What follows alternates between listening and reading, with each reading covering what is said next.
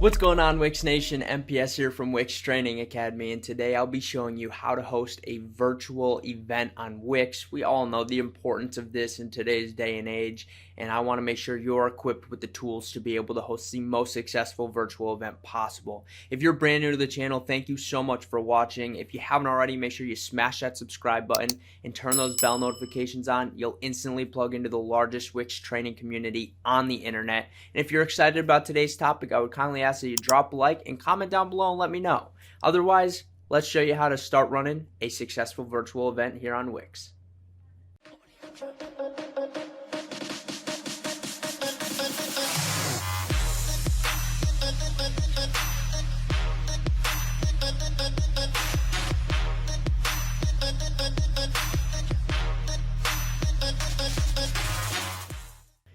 Okay guys, so we're here in our Wix editor. What we're going to start with and what we're going to use for this entire backbone of building the registration and building out the virtual event is Wix Events. Okay, so I'm going to show you how to host the virtual event. On the backside, you've obviously got to execute the virtual event. But Wix has added some new functionality that's actually very friendly toward virtual events and will help your process and flow. So what we're going to do is we're going to go to Add Apps.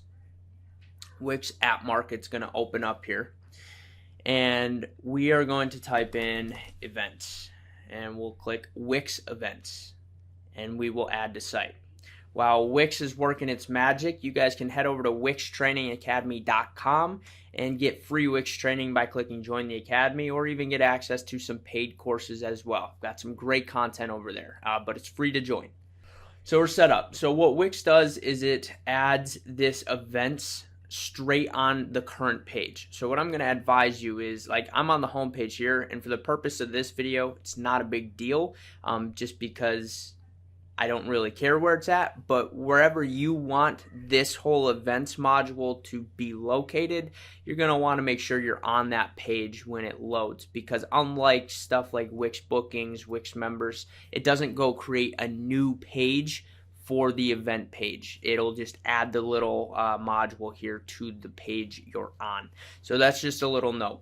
Next, what I'm going to do is just show you a brief rundown of what did get added. So if we go to our page manager here, we'll see obviously we got our home page event module added, but event pages were added as well. So there's an event details and registration page.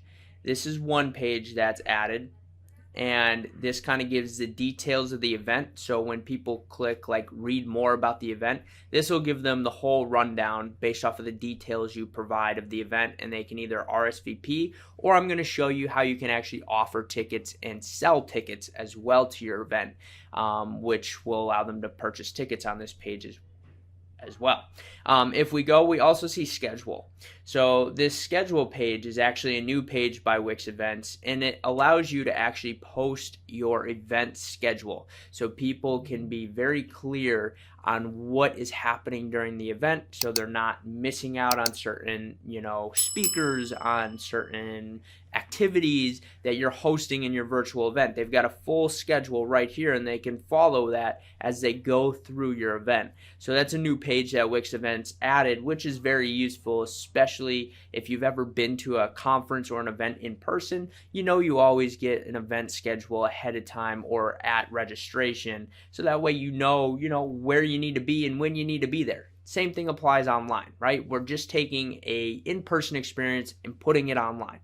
So once that was added, the other big thing I'm going to show you that was added is member pages. So because Wix has now integrated the technology basically between all Wix apps to your member pages, it adds a member page for just about every Wix app. So they'll get a member profile. This will be where they can log in. And outside of that, obviously, if you've got community-based aspects to your virtual event, like if you want to add Wix Forum or Wix Blog, those are great, particularly Wix Forum, great community building throughout the event, in which case this profile becomes really handy. But what it really allows people to do is once they register for your event, if I go ahead and press preview, it now shows the events on their profile that they're registered for. so their upcoming events and the past events they've attended. Also the My Wallet. So if they've purchased tickets to your event, their card details they can store in their wallet here in their account. So that way on future events, they don't have to input all their card details again. They can just use the card that's in their wallet on file. So Wix has actually really created a nice seamless process now for going through on a user end your event process. So those are all the pages that are added, and then plus your typical My Account page, which has just got your basic details here, and your profile. This is like your front-facing profile. Again, this will become much more applicable if you've got something like Wix Forum, where they can put an about them, and people can see the profile, follow, etc., and you've got a community aspect during it. So that's the pages that were added, just so you've got a full rundown on what that looks like. Now let's actually go show you how to set up your virtual event. So if we come back to our event module here, if we click settings first and foremost, it'll ask you to go ahead and create your first event. What this is going to do is it's now going to open in our Wix dashboard. Just like all of your Wix apps, over on the left hand sidebar over here, events is going to be one of the apps that is added. The first question this app is going to ask when you go to create your first event is this a ticketed event or is it an RSVP event? And for those of you that don't know the difference, obviously the ticketed event, this is good as Wix's examples here, good for classes, workshops, conferences, concerts, virtual events. RSVPs are good for parties, weddings, events that really don't require payment, just an RSVP. Right, so I'm going to show you the ticketed event route. Everything is the same. The only difference is I'm adding one level of complexity by adding tickets, whereas with an RSVP, they'll just RSVP and be added to your guest list, and I'll show you what that looks like. So then we're going to press continue once we click ticketed event, and it's going to start by asking you just your general event details. So we'll just say event name. We'll just say Wix Masterclass, short teaser, learn the ins and outs of Wix in this 3-day virtual event. And you're going to come through here and you're going to start filling out your details, and I just, for the sake of it, want to provide you as much information as possible, so I'm going to go through and fill out this. Another reason I actually have to fill out the events is because in order for me to actually create tickets, there needs to be an existing event created. Now, I'm looking for this folder.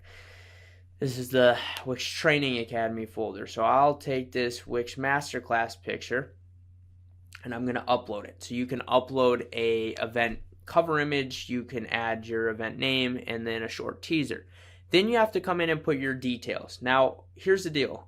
You could choose time as TBD, to be determined, but typically if you've got a virtual event and you're creating it, you've already got all of this set. So you're going to choose the date it starts. We'll say St. Patty's Day, March 17th, and we'll say it starts at 10 a.m. And then you can add an end time as well. So we'll say it's a 3-day event. It ends the 20th, and we will say it ends at 10 a.m. Okay, and then you can also choose to display the time zone. Obviously, with a virtual event, I would say this, with any event, this is pretty important, but I would make sure the time zone is displayed. Like any virtual event, I'm hoping you're going to be recording it, so that way for anyone that does buy tickets but is unable to be on certain sessions, you've got the recordings, and maybe you sell an all-access pass that they have access to all the recordings afterwards. Maybe that's part of your deal and ticketing process. Totally for that, but I would display the time zone. Excuse me. So this is the next very, very important step. So typically, if you're going to have, this is where Wix made a big distinction once everything struck with COVID. For the longest time, you could only select a physical location for your event, and you would have to put the address or venue name right here. Well, Wix changed that. They added an online portion where you can input your online details. For instance, maybe you've got Zoom webinar that you're going to be running. Your whole event's going to be running on Zoom. You could put the Zoom details right here on online location. Even more important is this was a huge aspect to what Wix added, which was setting up and connecting Zoom to your event after you're done creating the event. So after we actually go through and create the event details, we can come in here and connect our Zoom account to Wix, and we could sync that particular Zoom event with this event here on Wix Events. So that way when people go to access the event, they can click directly into the Zoom room and the Zoom webinar. So that's a huge aspect. I can't set this up right now because the event's not set up. And then you can add event schedule as well. Again, this can't be done until after your initial event's created. And then you'll come in here and you'll put about the event. What I'm just going to do is I'm just going to come up here and copy the about. And then we would create event. Oh yeah, we'll just say Zoom. We'll create the event. So now what's going to happen is our backbone event is created, right? So we've got the basic details here. We've got our name, we've got our teaser, we've got dates and times, we've got the location, we've got the about. Now you can see, you can come in here, and if you press set up, I'll show you what happens here. This is for the Zoom setup. First it'll load. Okay, so you can come in here and you can actually connect Zoom. Now, I'm not going to connect it because I don't have an event set up in Zoom, but you can connect Zoom and you can automatically create unique links, or if you've got existing links for this particular event. So Wix made a very easy connection to add Zoom right in. In addition to that, you can also now add items on your event schedule. So you could choose, maybe this is workshop 1, right? And then you could choose this one's at 10 a.m. and it ends at 11 a.m. And the place will just say, maybe you've got multiple Zoom rooms. One's a main stage, one's a breakout room, etc. You could add a description, fun workshop, right? And then you can add that, and what it'll do is it'll actually start to build out your event schedule. So you can build out that entire schedule, so that way when people register, they have a complete schedule for your event. They know where to be, how to get there, and what time it's at, right? So then we've got all of our event details set. You've gone through, you've set up Zoom. By the way, you don't have to use Zoom. If you're using some other venue or online conferencing or anything like that, you just got to make sure you input the details here on online location title, so that way people know where to go, right? And we'll also show you in the registration emails how that works. So now that our event's set, if we go to the tickets tab, we're going to save. If we go to the tickets tab, we can now get started with setting up tickets. So now you can actually come in here and start building out tickets. Maybe you've got one standard ticket and that's it, such as like a all access pass. Totally fine. Includes recordings after event. And if that's the case, then you just have one ticket, but you actually have the ability to create as many tickets as you'd like to the event, and people can choose their ticket option. So now once you've named your ticket, you choose whether it's a ticket people have to purchase or it's free. You could limit the quantity if you want. So if you only want 100 people at this event, you could put 100 here. You can then choose your ticket price. So let's just say it's $97 for access, and then you could even add a coupon discount, but that has to be added after the ticket's created. So now you can see with the ticket fee, Wix kind of does this little breakdown. So you have to choose who pays the service fee for the ticket. So either the fee can be passed on to the buyer, or you can absorb the fee personally, and you can see what that breakdown looks like. There's a service fee added for payment processing. So you can choose what that looks like here, and this number is dynamic. Based off of what your ticket price is, Wix will change this number. So for instance, if I change the ticket price to $4.97, you can see that service fee becomes $12, right? And this is for your payment processing fee. So again, you can choose whether that fee is passed on to the buyer or you absorb the fee. Either way, if you do absorb the fee, just make sure you build that into your model and your revenue projections, etc., right? It's just something to consider. And then you've got your ticket policy. So this is where you can put, ticket must be present at the start of the event, etc., must be presented, blah, blah, blah, blah, blah, blah, blah. And then what you're going to do is you're going to press save, and now you've got a ticket. You've got your all access pass. You can create memberships to actually sell discounts for your tickets. You can choose your ticket currency if there's taxes added. And if you want to create another ticket, you come in here, you create another ticket. and then you just follow that same process. And you can also now create coupons for tickets too. Another thing that Wix added that wasn't previously there. So you can add a dollar amount discount or a percent off discount, and you could choose which ticket it's applied to, which event it's applied to. So you can get really intricate now with your ticketing system. And like I said, memberships. If let's just say you've got a platinum member level and you've got a membership website and you're running this all access event, maybe with the platinum membership level that's already existing on your site, they get access to this event for free, in which case you can just choose which memberships get access, and you would just click platinum, and so they can just get access to the tickets for free. And that's an option as well. So it's cool little incentive perks. It allows you to really bring a holistic approach to your virtual event. So that's the tickets. Next, if we go to registration, this is the last kind of big portion. So your registration settings first, if you click edit, you can choose where do guests register. Do they register on your registration page? Is it on a different page or web address? So do you have a specific sales page built out for your event sales page, or are they just going through the Wix registration event page? It's totally up to you. Or you can choose that guests don't need to register at all. I don't recommend this. You probably want some information you can harvest from your guests, your basic name, email, phone number, etc. So that way you can remind them and do all that kind of stuff. That's my personal preference. Next is your registration form. So when you come in here, you can choose is one form required for each registration, or is a registration form required in each ticket, right?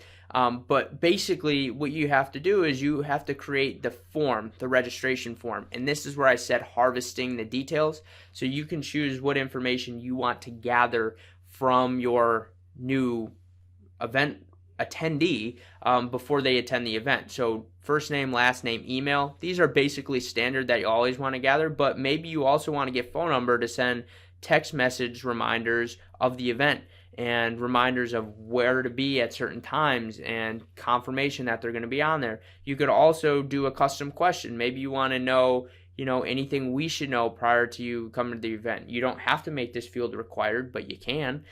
And then you can choose what this button text says. Do you want it to say continue? Do you want it to say submit? Again, this is for registration. I'll save that. You customize your registration form how you want to customize it based off of the information you need from your prospects. Then you have event policies here.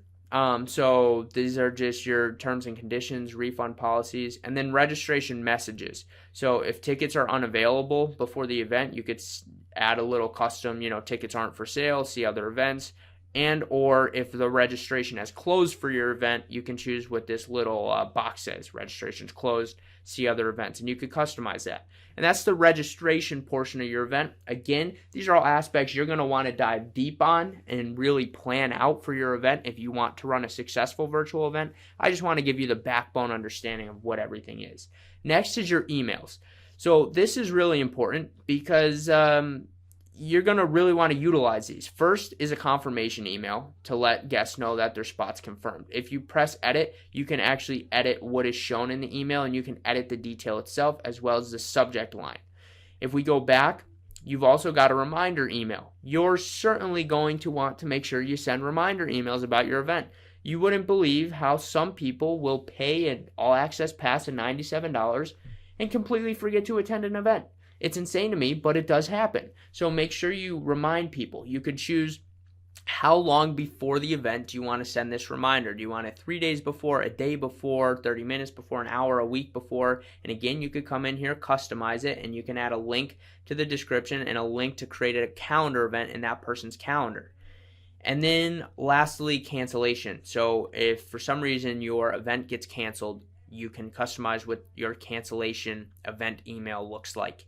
And these are all of your custom emails. You can also come in here and create automations. So I spoke about Wix automations. You can actually, after certain triggers occur through your Wix events, you can have certain emails sent out based off of the trigger. So for instance, someone registers, they can get a confirmation email, and you could even create it to where more reminder emails are sent than just the standard one that you've set right here.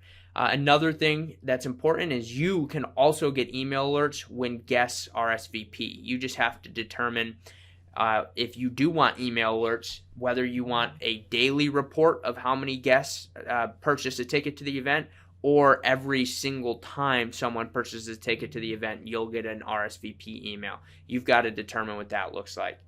Outside of that, guys, if we go to orders, this will show all of your orders, current orders that have processed, and then this will show your guest list. So this will show everyone that's going to be attending, right, based off of the tickets, etc.